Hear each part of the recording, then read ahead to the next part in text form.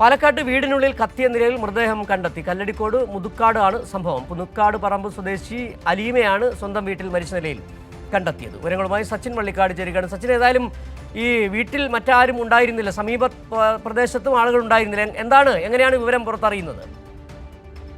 സിജു ഒറ്റയ്ക്ക് താമസിക്കുകയായിരുന്നു. 73 വയസ്സുള്ള അലീമ. മുതുക്കാട്, അതായത് പാലക്കാട് കല്ലടിക്കോട് മുതുക്കാട് സ്വദേശിയാണ് അലീമ. നിലവിൽ വീട്ടിനുള്ള, അതായത് ഒറ്റയ്ക്ക് താമസിക്കുന്ന അലീമയെ 2 ദിവസമായി കാണാനില്ല എന്നായിരുന്നു പ്രദേശവാസികളിൽ നിന്നും ലഭിച്ച വിവരം. തുടർന്ന് പോലീസ് നടത്തിയ അന്വേഷണത്തിലാണ് വീട്ടിനുള്ളിൽ, അതായത് മൃതദേഹം വീട്ടിനുള്ളിൽ കത്തിക്കരിഞ്ഞ നിലയിൽ കണ്ടെത്തുന്നത്. 73 വയസ്സാണ് പ്രായം.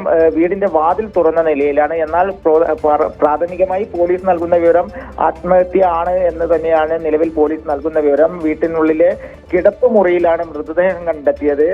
നിലവിൽ പോലീസിന്റെ പരിശോധന ആരംഭിച്ചിട്ടുണ്ട്. അതുപോലെ തന്നെ ഫോറൻസിക് സംഘവും വീട്ടിനുള്ളിലെത്തി പരിശോധനകൾ ആരംഭിച്ചിട്ടുണ്ട്. സിജു, ശരി, സച്ചിൻ വള്ളിക്കാടാണ് വിവരങ്ങൾ നൽകിയത്.